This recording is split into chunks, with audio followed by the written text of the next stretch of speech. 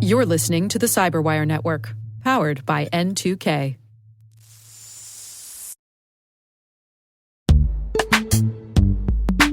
And now, a message from our sponsor, Zscaler, the leader in cloud security.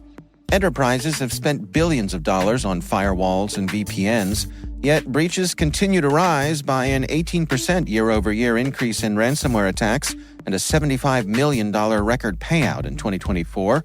These traditional security tools expand your attack surface with public-facing IPs that are exploited by bad actors more easily than ever with AI tools. It's time to rethink your security. Zscaler Zero Trust plus AI stops attackers by hiding your attack surface, making apps and IPs invisible, eliminating lateral movement, connecting users only to specific apps, not the entire network, continuously verifying every request based on identity and context, simplifying security management with AI-powered automation, and detecting threats using AI to analyze over 500 billion daily transactions. Hackers can't attack what they can't see. Protect your organization with Zscaler Zero Trust and AI. Learn more at zscaler.com/security.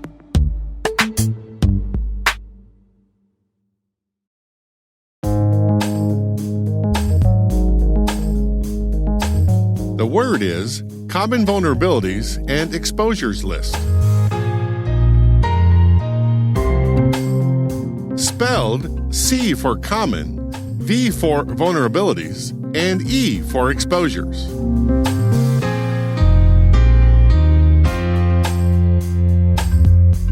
Definition: a public list sponsored by the U.S. government and designed to uniquely identify, without the need to manually cross-reference, all the known software vulnerabilities in the world. Example sentence: the very first CVE list, published in 1999, contained 321 vulnerabilities, chosen after careful deliberation and consideration of duplicates.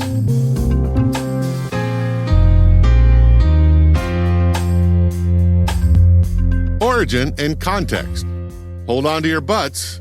Typical for any government or pseudo-government organization like MITRE, there are more acronyms involved in this story than you can throw a stick at. Hold on to your butts. Let's start with CVE. MITRE's David Mann and Stephen Christie wrote the original white paper in January 1999 entitled Towards a Common Enumeration of Vulnerabilities. According to the Tripwire website in 2020, back then, every software vendor had their own way of tracking vulnerabilities in their own products. Security professionals had no way to know if vendor A's vulnerability was the same as vendor B's, or if they were two separate issues because there was no common language. In the paper, Mann and Christie proposed creating a unified vulnerability and exposures reference list that the entire community could use. The idea quickly gained traction. By 2002, the CVE list contained over 2,000 software vulnerabilities, and the National Institute of Standards and Technology, or NIST, recommended that the U.S. government only use software that use CVE identifiers. Somewhere between then and now, the Cybersecurity and Infrastructure Agency, or CISA, within the Department of Homeland Security, DHS, became the official sponsor of the program. But CISA doesn't manage the program day to day. That is done by a cadre of international volunteers that form CVE numbering authorities, or CNAs, and are authorized to assign CVE IDs to vulnerabilities affecting products within their scope, and can include submissions from researchers, vulnerability disclosures, and information technology vendors. By 2005, CISA also built the National Vulnerability Database, or NVD, designed to enrich the CVE list with risk and impact scoring using the Common Vulnerability Scoring System, or CVSS, and provided other references like patch information, affected products, and security content automation protocol mappings, or SCAP. A SCAP scanner compares a target computer or application's configuration and/or patch level against the SCAP content baselines. Both CISA and NIST sponsor the NVD. And I think at the end of this, with all the acronyms in this story, we came pretty close to covering all the letters in the English alphabet.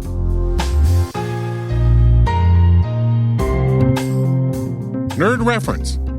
In the debut podcast of We Speak CVE in January 2021, Todd Beardsley of Rapid7, Tom Miller of CISA, Chris Levendus of the CVE program, and Dave Waltermeyer of NIST MVD discussed how their organizations and the community all work together to advance the CVE program's mission to identify, define, and catalog publicly disclosed cybersecurity vulnerabilities. Here's Chris explaining the origin of the CVE list. The program mission for CVE is to identify and define publicly disclosed vulnerabilities. And so why is that important? It used to be the case, and in fact, in some cases still is the case, that you'd get two or more people talking about a cybersecurity vulnerability or two or more tools articulating scanning results, for example, from a network. And there was no way to know without doing a lot of manual work whether or not you were talking about the same vulnerability or different vulnerabilities. Back in 1999, MITRE operationally was struggling with this problem, and they invented the concept of CVE.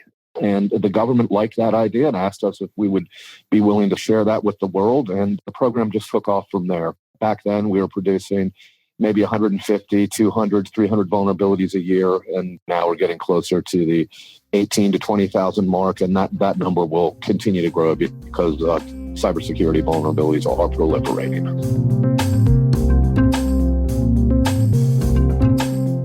Word Notes is written by Nyla Genoe, executive produced by Peter Kilpie, and edited by John Petrick and me, Rick Howard. The mix, sound design, and original music have all been crafted by the ridiculously talented Elliot Peltzman. Thanks for listening.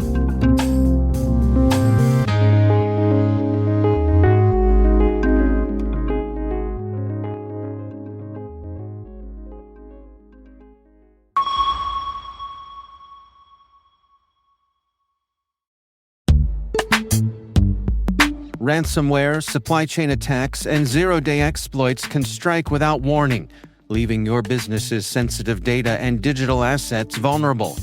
But imagine a world where your cybersecurity strategy could prevent these threats. That's the power of the ThreatLocker Zero Trust Endpoint Protection Platform. Robust cybersecurity is a non-negotiable to safeguard organizations from cyber attacks. ThreatLocker implements a proactive, deny-by-default approach to cybersecurity, blocking every action, process, and user unless specifically authorized by your team. This least privilege methodology mitigates the exploitation of trusted applications and ensures protection for your organization 24/7, 365. IT professionals are empowered by ThreatLocker application allow listing, ring fencing, network control, and EDR solutions, enhancing their cybersecurity posture and streamlining internal IT and security operations.